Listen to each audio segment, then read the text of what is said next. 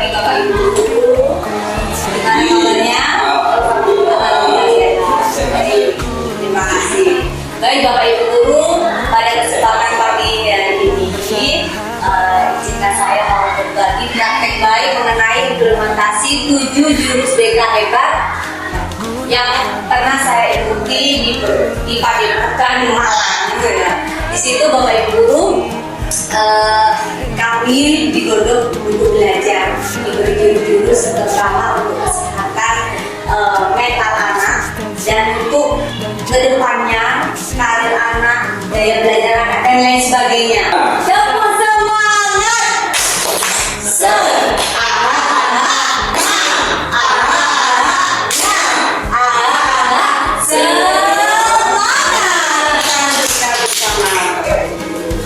Baik, Bapak Ibu, di implementasi 7 jurus BK ini, kami selaku calon fasilitator daerah, itu dikenalkan beberapa jurus, yaitu kenali potensi, kelola emosi, tumbuhkan resiliensi, jaga konsistensi, jalin koneksi, bangun kolaborasi, dan menata situasi. Tetapi di sini saya mengimplementasikan ke anak-anak hanya 2 jurus, yaitu kenali potensi dan kelola emosi. Saya jelaskan sedikit-sedikit ya Bapak Ibu. Untuk yang pertama, jurus yang pertama adalah kenali potensi. Kenali potensi di sini yaitu kita menggali potensi anak. Selama ini anak kan masih belum tahu ya gimana kedepannya, terus gaya belajarnya gimana, cita-citanya apa, masih belum tahu. Di sini kita selaku pendidik untuk bisa mengetahui. Jadi anak-anak sudah mempunyai persiapan ke depannya. Nah, berikutnya yaitu kelola emosi. Nah, akhir-akhir ini anak-anak sering terjadi banyak berkelahi, bullying terutama ya. Nah, di situ anak-anak kan pada intinya kurang bisa mengelola emosinya seperti itu. Nah, di jurus yang kedua kita saya selaku Hajda dibekali untuk bisa mengekspor emosinya anak-anak, gimana cara mengendalikan emosinya supaya bisa terstruktur gitu, seperti itu. Nah, yang berikutnya adalah tumbuhkan resiliensi. Nah, sekarang ini anak-anak kan kadang kalau misalnya dia sudah sudah berusaha tapi dengan kegagalan, banyak anak-anak yang patah semangat, tidak kokoh semangatnya, tapi sudahlah. Nah, di sini juga kita dibekali untuk biar gimana cara mengapresiasi anak supaya semangatnya tumbuh, memotivasi anak-anak. Nah, yang berikutnya adalah jaga konsistensi. Nah, ada anak-anak kalau sudah mau apa yang diinginkan, dia kan langsung, misalnya dia ingin ikut olahraga lari nih. Nah, itu anak-anak langsung saya mau latihan sampai 100 km kecil seperti itu. Nah, tapi belum sampai dapat 1 hari benar konsisten, dapat 2 hari kok capek ya, akhirnya ngendor. Dapat berikutnya, sudahlah, akhirnya mager saya. Nah, itu anak-anak sekarang zaman dia itu kena HP, akhirnya konsistennya semakin buyar, dan awalnya tujuannya sudah menggebu-gebu, gak nyampe pertengahan sudah mulai kendor lagi. Nah, dengan jaga konsistensi ini kita selaku pendidik mendorong supaya anak-anak itu lebih mempertahankan konsistennya dengan cara-cara yang kita miliki sebagai pendidik. Terus yang berikutnya adalah jalin koneksi. Kita menjalin koneksi dengan anak-anak biar kita itu tidak merasa guru berarti harus seperti ini. Nah, tidak, kita bisa jadi sahabat. Dan koneksi tidak hanya sama anak-anak, tapi di rekan kerja. Kadang kita dengan rekan kerja yang seperti kita tahu sendiri ya Bapak Ibu guru, kadang ada yang tidak sejalan dengan kita seperti itu. Dengan orang tua terutama, dengan pihak-pihak di luar, seperti kalau kita sedang menjalankan untuk kedisiplinan berkendara atau kedisiplinan kita sudah MOU bersama dengan kepolisian, bersama dengan Koramil, Berikutnya bangun kolaborasi juga sama Bapak Ibu guru. Jadi kita bekerja sama, terutama dengan orang tua seperti itu. Terus menata situasi ini ranahnya kita. Ada 2 jurus yang ranahnya untuk sekolah, yaitu jurus 6 dan jurus 7. Itu ranahnya guru. Dan 1 sampai 5 adalah ranahnya guru dan 3 ranahnya siswa. Tapi kebanyakan yang siswa.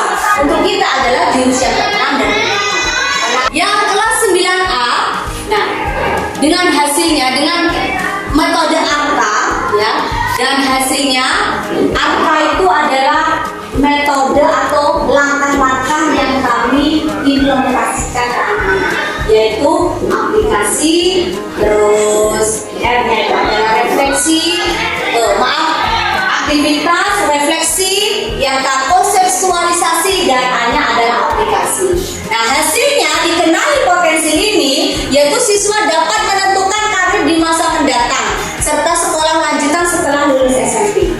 Dikelola emosi, saya sasarannya 30 siswa di kelas 8B.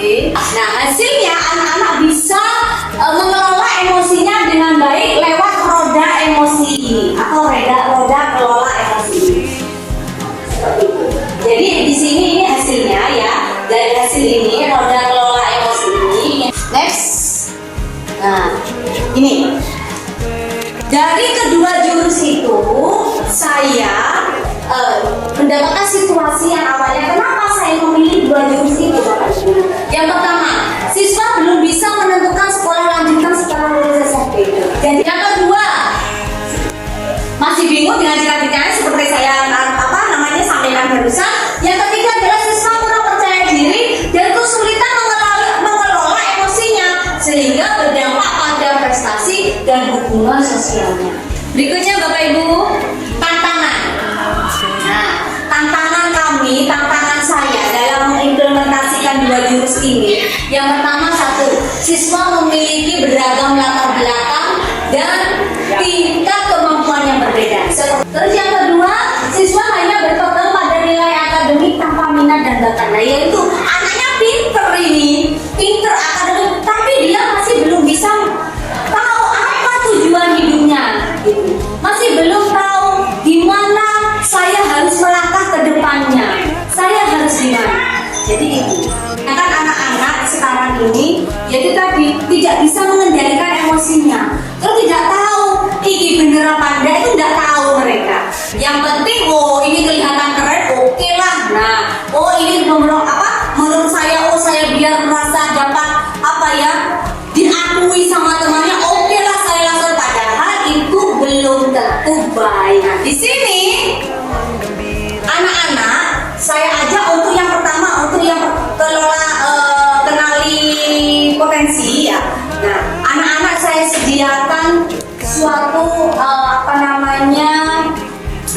asesmen yang dengan metode ARKA ini, aktivitas tahap awal di mana siswa terlibat dalam suatu pengalaman nyata dan tugas praktis yang relevan dengan materi yang akan dipelajari. Nah, dikelola potensi ya, dikenali potensi, itu anak-anak saya bagikan sebagai link di aktivitas ya. Jadi ada linknya ini. Nah ini ya, ini ada linknya Bapak Ibu guru, bisa di scan barcode ya. Di sini ada tes minat karir. Nah anak-anak tak suruh saya share ke grupnya, suruh mengerjakan di minat karirnya. Jadi nanti ini linknya bisa di share ke anak-anak ya. Mungkin ke kelasnya ibu dulu, anak wali kelasnya apa namanya di kelas. Nah wali kelas jenengan kan sebagai wali kelas bisa di share dulu. Jadi nanti anak-anak suruh di screenshot hasilnya Bu ya, di screenshot hasilnya masukkan ke drive-nya panjenengan. Dan kalau yang jurus yang kedua saya aplikasinya, yaitu membuat roda perasaan. Jadi anak-anak setiap kelompok itu membuat roda. Ini yang pertama awalnya adalah ibunya. Yang ini yang kedua adalah macam-macam emosinya. Jadi anak-anak bermacam-macam emosi dia gambar. Ada takut, ada senang, ada cemas, ada marah, ada sedih. Nah, di sini anak-anak menggambar macam-macam emosinya yang dirasakan dengan diskusi dengan temannya. Nah, setelah itu anak-anak setelah menggambar ini emosinya, anak-anak itu mengeksplor. Lah, kalau misalkan mereka takut, apa yang akan mereka lakukan? Oh, sini, habis itu dijeda. Oh, benar. Apa? Setelah itu tindakan apa? Bisa di sini macam-macam anak-anak, Bu. Ada yang berdoa, ada yang melakukan hobinya, ada yang bercerita dengan temannya, ada yang mencari tahu sendiri apa yang terjadi. Murid mendapatkan konsep minat tarik dan siswa menentukan bisa membuka sekolah lanjutan. Dia kelola emosi. Nah, anak-anak awalnya saya kasih permainan kertas, Bapak Ibu, kertas emosi. Nah, kertas itu saya kasih macam kertas, Bapak Ibu, satu-satu. Nah, kertas itu kan awalnya bunyi. Nanti saya kasih cerita. Kamu luapkan emosimu jika kamu merasakan. Ini tadi ya Bapak Ibu Guru. Nah, di kegiatan ini Bapak Ibu Guru akhirnya membuahkan hasil. Yang pertama, mayoritas siswa menunjukkan peningkatan dalam menentukan pilihan arah karir. Diskusi hasil tes membantu memvalidasi pilihan yang sudah ada atau menemukan alternatif yang sebelumnya tidak bisa terpikirkan. Siswa yang tadinya pasif menjadi lebih aktif mencari informasi. Yang ketiga, ada peningkatan pemahaman bahwa pentingnya mengelola emosi yang harus diterapkan dalam kehidupan sehari-hari guna meningkatkan prestasi dalam hubungan sosial. Murid mandiri dan kuat, tumbuh di lingkungan sehat. Di sini ada juga videonya ya Bapak Ibu. Saya Penuh cinta dan bersahabat. ini ada yang namanya gerakan tangan. Ini yang saya presentasikan.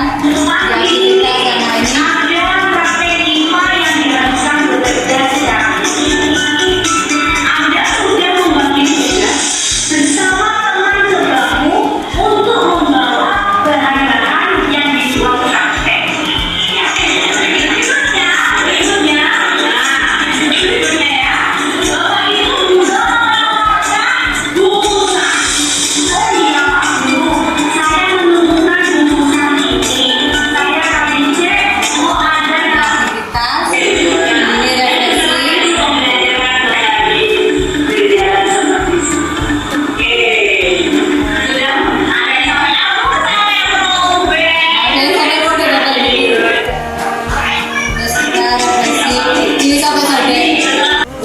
Dari Bapak Ibu Guru ada yang mau sharing, kita sharing bersama, kita diskusi bersama mengenai dua juz ini.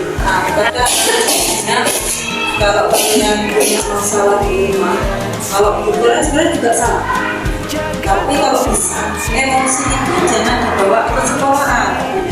Jadi lebih baik apa yang ada di rumah jangan dibawa ke sekolah. Kalau di sekolah kan tujuannya apa sih? Belajar.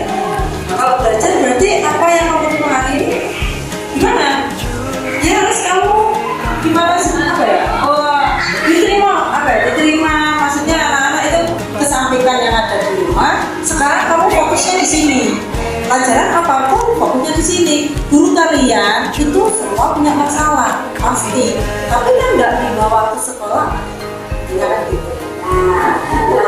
Kan kalau kita kan sudah pandai ya namanya mengelola emosi. Nah kita selalu gini, ayo ngajarno ondo le awal dewi aku pun saja le.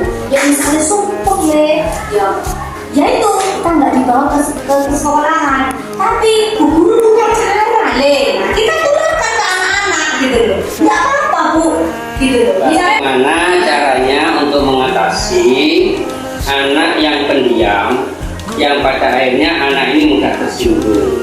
Dari tersinggung ini anak kebiasaan mudah menjadi anak pemarah. Gimana caranya untuk mengatasi dari 3 hal ini? Gimana Bapak Ibu mungkin punya solusi? Mungkin bisa mengadakan kedekatan ya, istilahnya kita sejajar sebagai teman, bukan sebagai guru. Jadi kita mengorek masalah itu tidak langsung ke masalahnya dia, tapi kita dengan cari tahu itu dengan sedikit-sedikit, nggak langsung menjurus ke permasalahan intinya gitu. Dan sudah emosional, memang dari dirinya sendiri memang suka emosi mungkin seperti itu. Dan menghadapi anak tersebut, menanyakan kenapa aku begini. Dia tuh bukan menjawab dengan baik, tapi menjawabnya kayak menantang. Itu sering saya menemui seperti itu, dengan menantang. Ada bahkan yang pernah sampai mejanya itu ditendang. Ya, itu mungkin apa karena saya salah nanya atau memang anaknya itu dari pembawaan emosionalnya setiap hari, tapi memang kelihatan anaknya itu dia suka emosi. Dan saya nawai, oh ya sudah, tidak saya lanjutkan pertanyaan saya. Ya saya ngelaporin aja ke orang tuanya, saya telepon aja. Itu apakah tindakan saya itu benar? Apa masih perlu diperbaiki? Dengan langsung memberi kabar ke orang tuanya kalau anaknya seperti ini. Anak-anak itu di rumah sudah tidak ada.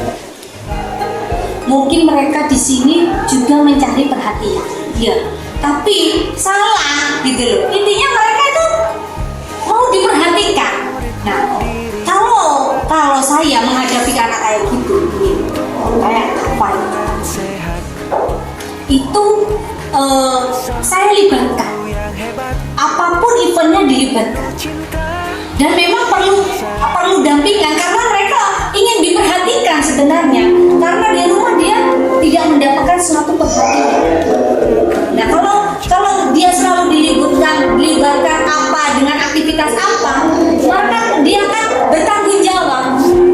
Dia merasa, oh aku sering dilibatkan, berarti kan percaya dengan aku. Terima kasih atas waktunya.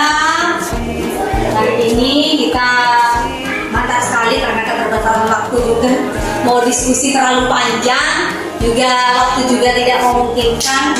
Terima kasih, tapi semoga apa yang saya sampaikan, semoga Bapak Ibu guru yang tadi juga disampaikan dalam waktu sesi diskusi itu membawakan suatu berkah dan kepada saya juga khususnya selaku guru BK dan kepada panjenengan dalam kita mengajar atau dalam kita mentransfer ilmu ke anak-anak supaya bisa dapat diterima dengan baik. Terima kasih. Assalamualaikum warahmatullahi wabarakatuh. Waalaikumsalam warahmatullahi wabarakatuh.